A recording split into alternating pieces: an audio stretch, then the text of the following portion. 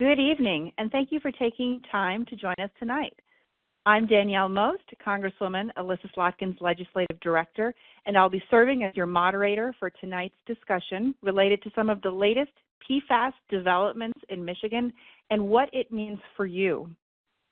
With me is Representative Alyssa Slotkin, your Congresswoman for Michigan's 7th Congressional District. We also have representatives from 2 state government agencies who are on the front lines of this issue, the Michigan Department of Health and Human Services and the Michigan Department of Environment, Great Lakes, and Energy. Before we dive in, I want to share some directions for all of you who are on the line. To ask a question, please hit *3. To sign up for the newsletter, you can hit *6. And to receive a text message with audio streaming link, please select *8. Our staff is ready to take your questions, and we'll be reading questions from our constituents after we first hear an update from the representative. And with that, I'll turn the floor over to Congresswoman Alyssa Slotkin. Great. Thanks, Danielle. Good evening, everyone. Great to have you on the line. This is Congresswoman Alyssa Slotkin. Again, I represent Michigan's 7th Congressional District, so that's Lansing, East Lansing, and roughly the 6 counties around Lansing and East Lansing. Thanks for taking the time to join us tonight to focus on an issue that many people feel deeply about in the state of Michigan, and that's PFAS contamination of our water, what's going on at the state and federal level, and how we're going to address it. So again, I just wanted to quickly reiterate, if you want to ask a question tonight, hit *3. If you want to sign up to our newsletter, get that regularly, you can hit *6. We're going to be sending out a lot of the links and information that you're going to hear about tonight through that newsletter. And then again, if you need assistance from my team at any time, our office number is always 517-993-0510. So you heard from Danielle, we have representatives from the Michigan Department of Health and Human Services, Michigan Department of Environment, Great Lakes, and Energy on the line. They're going to answer some of our practical questions. In a minute, I'll introduce them. They're going to provide some very real, actionable information for Michiganders on what to do if you think, if you're concerned about PFAS or you think you've been affected. This is a topic my office hears about regularly from constituents. We get a lot of phone calls, a lot of emails, a lot of inquiries. So it was important to convene some experts for you this evening. They'll be able to help answer your questions that have been submitted by participants and what to do if you're affected. But let's talk a little bit about how we got here. Just to review the bidding, PFAS are basically a family of chemicals that have a variety of industrial uses. They're probably best known to most people for their non-stick and waterproofing qualities. They've been used to make things like non-stick cooking pans, rain gear, waterproofing boots. They're often described as, quote, forever chemicals because they do not break down naturally in the environment. They've been used in all sorts of ways, like I mentioned, but in things like packaging, but also in things that we need, our firefighting foam, flame retardant on our military bases, putting out fires. They're used and have been used in the past in a lot of those kinds of ways as well. When we use products that contain PFAS, or when they're manufactured or disposed of incorrectly, PFAS can spread into our waterways, think our rivers, our lakes, our ponds, our soil, our food, and unfortunately into our bodies. And because these chemicals don't break down naturally, they accumulate and they can become harmful to humans. PFAS at certain levels have been linked to serious health problems, cancer, hormone disruption, kidney issues, health problems, particularly for mothers and babies. And Michigan, unfortunately, has one of the highest numbers of PFAS contaminated sites in the country. Now, first of all, Michigan, we know, water and our Great Lakes are part of our identity. And we also know that we are the state that had the Flint water crisis with lead in water in Flint.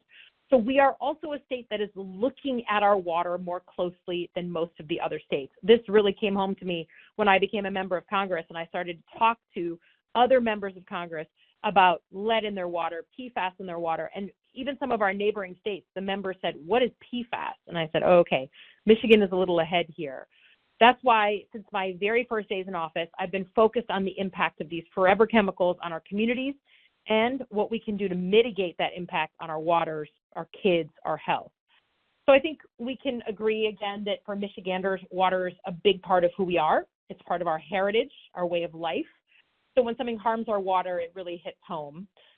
So I hear about this all the time. PFAS is in people's homes. It's in what their kids are drinking. It's in what their dogs are swimming in the lakes. People can't eat fish that they catch in certain parts of the Huron River, where they have fished for generations. So, and in this district, farmers have lost their livelihoods from PFAS contamination. So we've worked hand in glove in the Michigan delegation, Republicans and Democrats, as well as local and state authorities, to figure out who's affected and meaningful cleanup. One of the biggest things we've been looking at is PFAS contamination through the U.S. military, which for years used PFAS firefighting foam at installations, including Wurtsmith Air Force Base near Oscoda and Camp Grayling. I'm on the Armed Services Committee, so we've worked in a bipartisan way to push the Pentagon to clean up these communities, do right by these communities, passing laws that would hold their feet to the fire in both the Trump and Biden administrations. And this year, thankfully, the Pentagon took a really big, long overdue step in announcing that it will be implementing remedial groundwater cleanup at Oscoda, Grayling, and other bases across the country, which was a pretty major victory. But there's also been real movement on the non-military sides of things, so the things that affect most people listening. In April, the Environmental Protection Agency, or the EPA, announced for the first time an enforceable national standard for drinking water based on science. So this is a huge deal, and it's something that a lot of us have been pushing for since our first days as members of Congress. These standards mean that water systems across the country will be required to monitor for PFAS contamination, and if the detected levels are too high, steps will have to be taken to bring them down to safe levels. It's not an overstatement to say that the establishment of these new EPA standards was one of the biggest victories we've scored in a decades-long effort to clean up PFAS in our communities. For a lot of states, this will mean a scramble to bring themselves into compliance, and likely a period before that happens where the residents will continue drinking water that is above recommended levels. But thankfully, in Michigan, we've been focused on water quality in a serious way for a long time. We've shown real leadership. So it's not going to be as hard for us to adjust. In 2020, because we didn't have a federal standard, the governor took the initiative and passed our own Michigan standards, which now means we are way ahead of the curve now that there's a federal standard. So I know there's still a lot of concerns. I want to quickly highlight 3 points, and I know our state experts are going to add on in questions in a few minutes.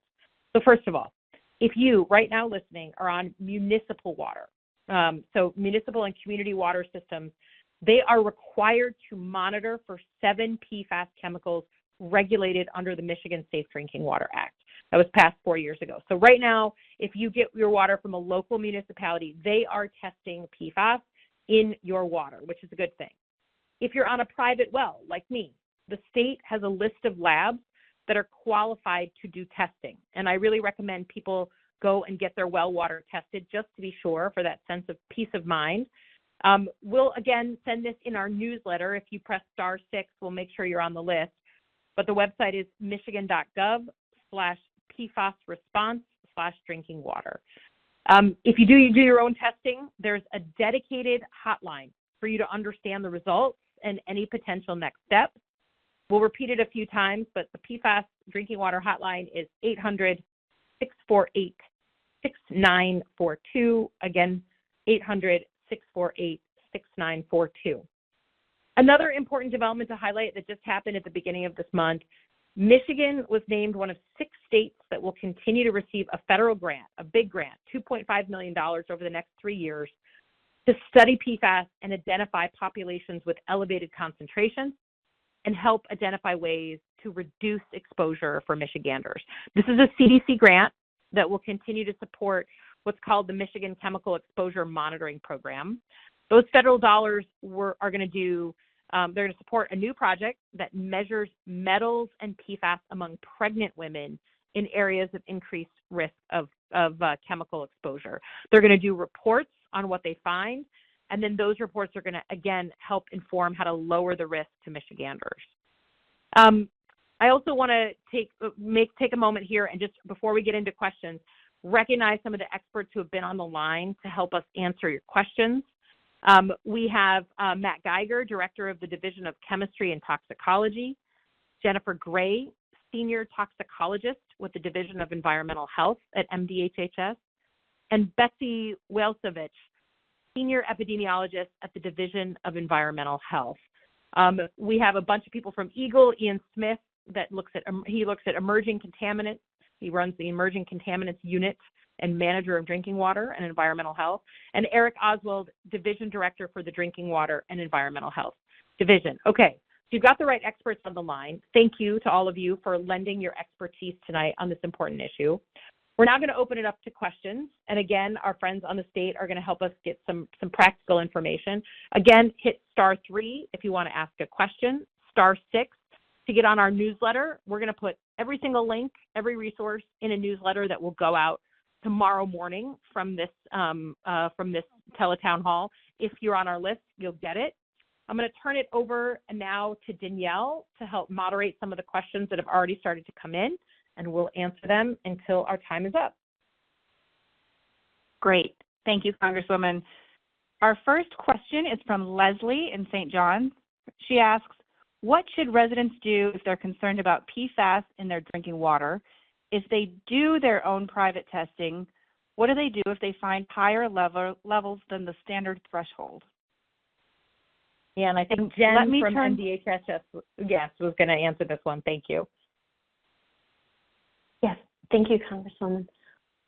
So as Congressman Slotkin mentioned, municipal water supplies in Michigan do test for PFAS. You can find the results of that testing from your water supplier or on the michigan.gov/PFAS response webpage.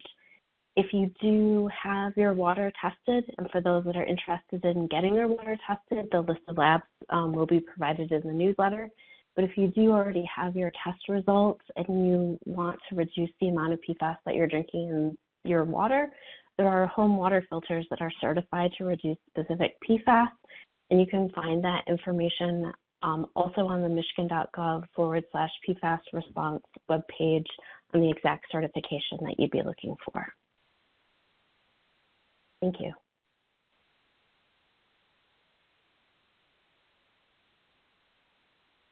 Our second question goes to our friends at EGLE. It's from Tim at Grand Ledge. How will the drinking water standards be implemented in Michigan? How will the new federal standards interact with the standards Michigan currently has in place? Thank you, Danielle. So this is Ian Smith with EGLE. So we're currently looking at more than 6 years of drinking water PFAS results from both our compliance monitoring efforts and sampling prior to that. So we have kind of a rich data set to start with. And we're using that to prepare a rule concept that we're then going to take into rulemaking in the very near future to update Michigan's rules to be compatible with the EPA's. While doing that, we'll actually be maintaining portions of our current rules that are indeed more stringent than what the EPA put out back in April, as Congresswoman Slotkin mentioned. And we'll be moving forward with rulemaking in the very near future. And if things stay on track, we will be implementing our rules in advance of when the EPA implements theirs. Thank you. Thank you. The next question is for Congresswoman Slotkin. Rich from Oakland County asked, is the federal funding for addressing PFAS contamination secure? Can it be eliminated, reduced, or redirected by future administrations? Yeah, unfortunately, federal funding, we've put aside a bunch of federal funding to address PFAS contamination in a bunch of different buckets, but there's no guarantee. It can be cut or eliminated just like any other pot of federal funding. Thankfully, though, addressing PFAS is one of the most bipartisan issues I work on in Congress. And that's in part because we got a lot of regular folks making their voices heard from the state of Michigan, making sure their elected officials, Democrat and Republican, understand the importance of this issue to them. So don't stop doing that, those of you who are really involved in advocacy. Of course, this doesn't mean we can take our foot off the gas. No matter what party is in charge, we need not only to maintain, but actually increase federal funding to accelerate PFAS cleanup. You know, it's one thing to identify when we have a PFAS contamination problem, but we need dollars to help clean that up. So count me in as a good advocate on not just maintaining, but increasing funding for cleanup. And hopefully the bipartisan nature of this means it's not going to be yanked back depending on who is in, you know, the Congress and in the White House. Thanks. All right, our next question is for MDHHS from Andrea in Oakland County. Andrea asks, will there be a program to monitor private wells for contamination in all areas of the state? And will there be assistance for homeowners who are found to have PFAS contamination in their well? Hello, this is Jen Gray. MDHHS does test wells, residential drinking water wells in locations where PFAS is found, and that testing is free in those areas of contamination. If you're unsure if you're in an area where testing might be available to you, please call 800-648-6942. That's the MDHHS Environmental Health Hotline.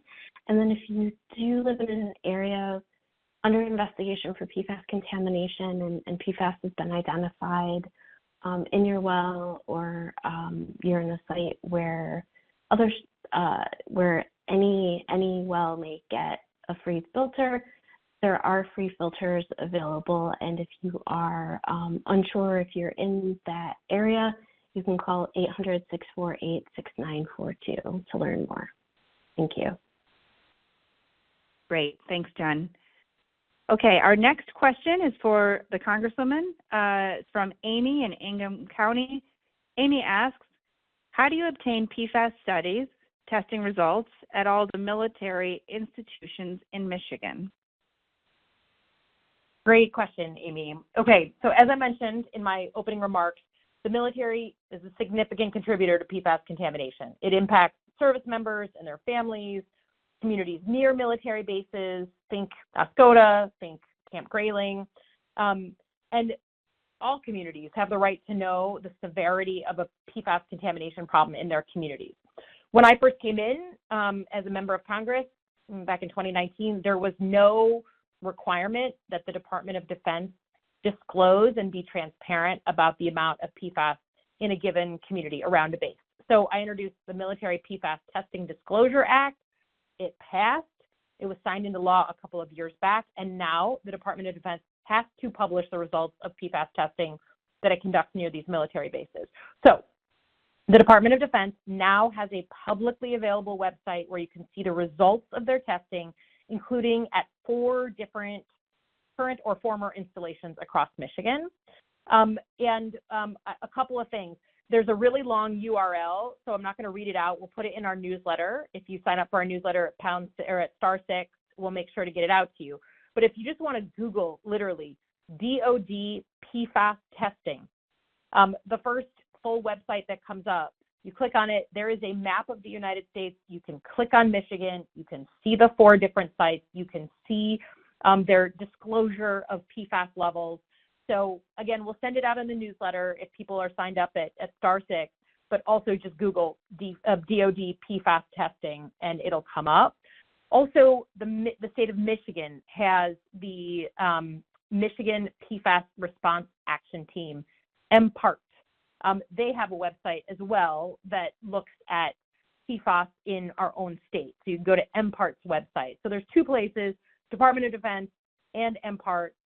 We'll send out the links tomorrow, but if you just want to Google them, you can get a pretty good look at it. And it's important, right? That's how we're going to hold people accountable, is having that transparent information on levels of contamination. Thanks. Thank you, Congresswoman. This next question, we first received it from Nick at MSU, but we've actually received several calls from folks on this, so it's something people are interested in. What is the most this is a question. With the most recent Supreme Court docket overturning Chevron deference, what are the dangers to the EPA's ability to enforce its drinking water standards, and what can citizens do to fortify the EPA's ability to enforce their current rules? Congresswoman? Okay, so let's get into this one. Let me try and clarify and simplify. Okay, so the Supreme Court overturned something called Chevron deference, the Chevron deference principle, and it does indeed pose real challenges to the EPA's work on PFAS and a bunch of other drinking water, clean water standards. For those who aren't familiar, the Chevron deference refers to a decades-old legal principle that federal agencies should be given deference to interpret laws passed by Congress and signed into law by the president when the language that Congress writes in the bill is kind of ambiguous, when it's hard to understand. So it gives the executive branch a moment to clarify.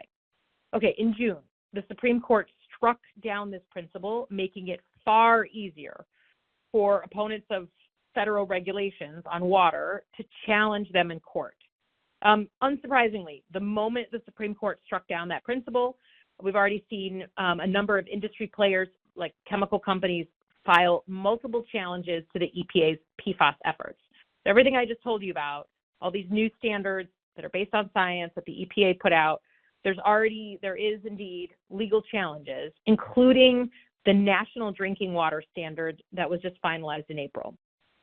Okay, it is unclear how those legal challenges are going to play out, but they are sure to be complicated by the overturning of the Chevron deference principle. In terms of where we go from here, I think it is increasingly important for Congress to pass really hyper-specific, thoughtful legislation authorizing efforts at the EPA on things like PFAS and drinking water standards. Don't leave ambiguity, right, in your bills, and we're not going to have a problem. It's when that ambiguity exists in our legislation and then, we're waiting on someone else to interpret it.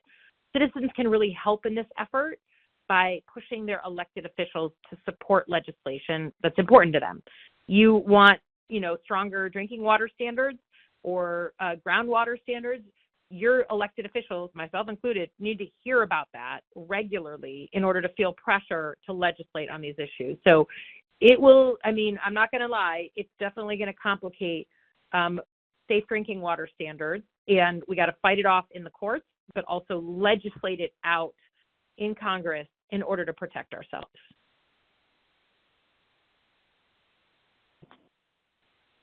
Great. Our next question is from Linda at Okemos.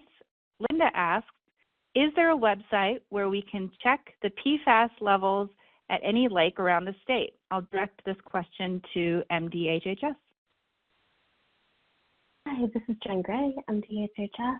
On the MPART webpage, so michigan.gov/PFAS response, that main page has a mapper, that MPART PFAS Geographic Information System. And on that map, if the water body has been tested for PFAS, the results of that testing are available. So it's michigan.gov/PFAS response, all one word, and it's the mapper on that main page. And the results of surface water body testing are available on that map if the water body has been tested. Thank you. Great. As a reminder, if you have a question, please hit *3. To sign up for our newsletter, you can hit *6. And as a reminder, our newsletter tomorrow will include all of the resources mentioned in this call. And to receive a text message with audio streaming links to this conversation, please select *8. Our next question was submitted from Tony at the Great Lakes PFAS Action Network. Tony says, this is a problem that has been decades in the making, and there is much more work to be done. Perhaps Congresswoman Slotkin could share her thoughts on how ordinary folks like us could help her in the fight. Congresswoman, I'll turn this to you. Sure. So I just want to emphasize, I don't know what legislation and what national standards would be passing right now if it weren't for advocacy from bipartisan people across the state of Michigan and across the country. These kinds of issues are tough, right? We've got a lot of our manufacturers who use PFAS, like the military uses it, firefighters use it. Like, it is a tough thing to try and change up standards on all of these things. And the reason why, any one member of Congress or any one legislator would take it up is because people are pissed and people feel like they deserve to know what's in their water. So I can't overstate how important a grassroots, like, sort of voice is on this. And, our system really does work when people bang pots and pans to get their elected leaders to pay attention to something. So and obviously Tony knows this very well from the Great Lakes PFAS Action Network is one of the best ways that a local citizen from anywhere in the state of Michigan can go to their website and can figure out how to get involved in your local community, how to learn about PFAS in your community, and then how to become a good advocate. There are lots of local activists, again, a lot of them Michiganders, who have really kept their foot on the gas forcing these issues. But I also want to say that by getting into these networks, you find out about public meetings. You find out when the Department of Defense is going to hold a Zoom or an event with a local community. You start to kind of get in the loop on your own community, and we find a lot of people, some issues are so big and huge and so far away, whereas this, your drinking water is pretty local, and people get really into it and really passionate. So obviously the Great Lakes PFAS Action Network is a great resource. Going to local council meetings and asking about your water testing in your municipality, those kinds of things provide the check and balance that our founding fathers wanted us to provide to make sure the government works. So if not the PFAS Action Network, go to a local meeting, get involved. Thank you. Our next question is from Dr. Nicole in East Lansing. The doctor asks, ultimately spread on agricultural fields under a regulated digestate from biomethane co-digesters often contains PFAS among other harmful concentrates of nitrates, phosphates, ammonia, and even microplastics and pharmaceutical byproducts. Will you protect rural downstream Michiganders from the environmental harms caused by these industrial operators? Congresswoman Slotkin. Okay, well, just by the nature and the specificity of the question, I'm going to guess that was a scientist maybe at Michigan State University asking about all these details, but let me try and boil it down. In addition to PFAS in water, we have seen the impact that PFAS has had on our agricultural sector, our farmers, through the spread of fertilizers that are contaminated with PFAS on our farmland. This has happened in Livingston County. It's happened in other places around the state and around the country where fertilizer has come. It's been already pre-contaminated with PFAS coming out of a wastewater facility. It's spread on land. It gets into the crops. It gets into what the cows eat. The cows get contaminated. It's really had devastating effects for our farmers, not just in our state, but in other states. And we've had people lose their entire livelihoods and operations to PFAS contamination. But also, this affects downstream Michiganders, as the questioner asked, in the event that contaminated fertilizer washes off the fields, gets into our rivers, our lakes, our ponds, our waterways.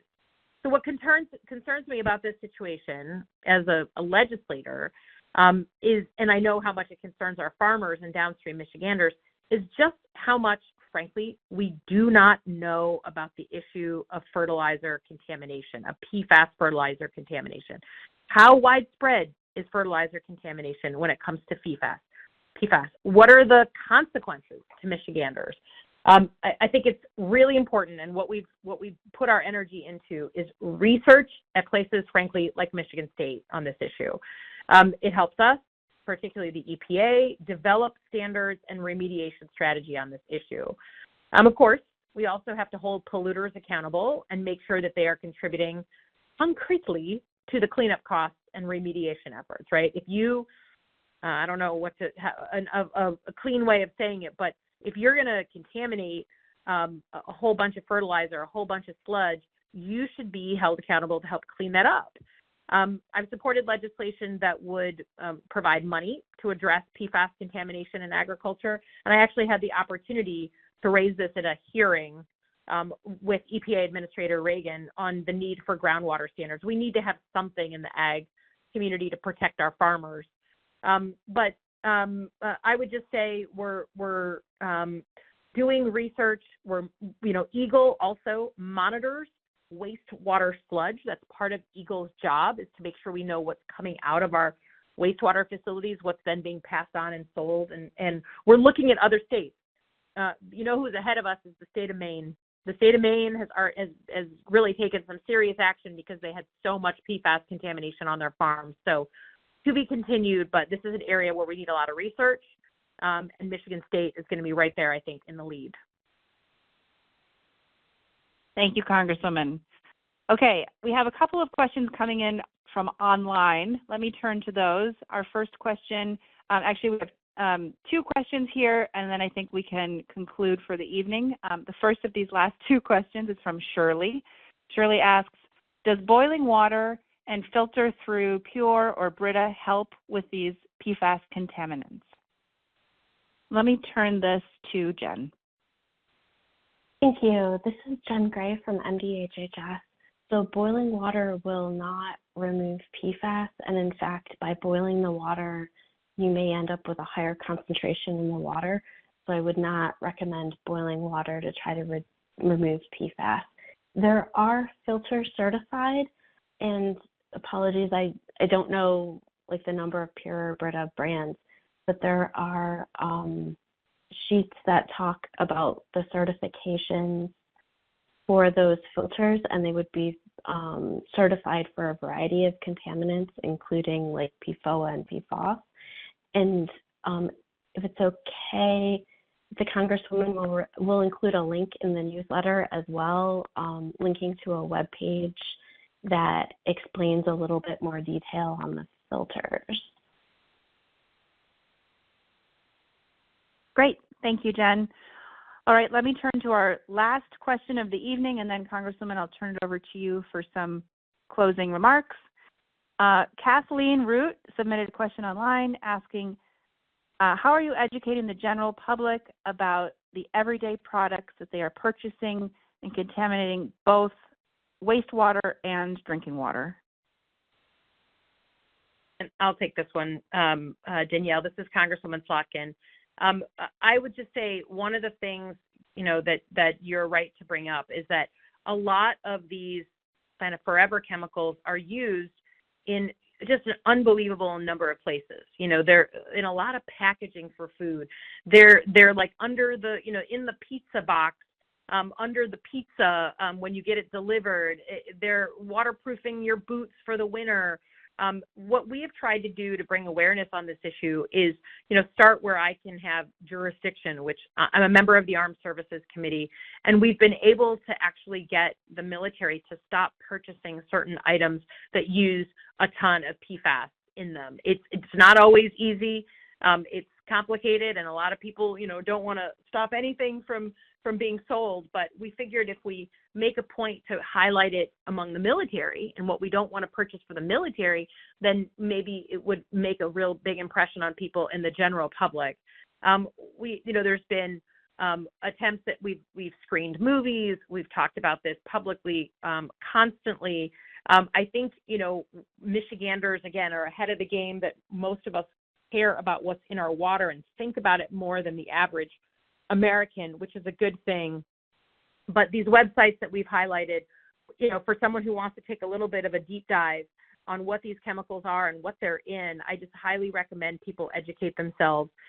It's been a battle over many years to try and say this stuff should not be sold or sold in certain quantities. And we need the general public, again, to be aware of these things, but we just talk about it as much as we can and direct people to some expertise on the websites.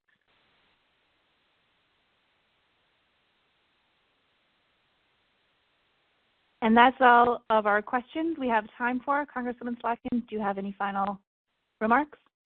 I'll just say thank you. Thank you for staying on the line. Thank you for listening. Thank you for educating yourselves. Thank you for talking about this issue. You and your neighbors are definitely active participants in democracy, engaging my office and pushing for change on this issue. And it makes a big difference when we know that the public is interested in what's in their water. I think, again, Michigan is ahead of the game, so I feel like we're interested. Our leaders in the state are interested. They're looking at new legislation. They're looking at enforcement. They're looking at ways that we can keep people's water safe. Thank you for continuing to advocate on behalf of your communities. I consider that a public service, and we'll continue to come back with more and more information. Again, press *6 if you want to get listed on our newsletter so you can get all the resources we talked about tonight. And thanks to our experts for being here and for our moderators for setting up a good teletown hall, okay? Have a good night, everybody. Thanks for listening.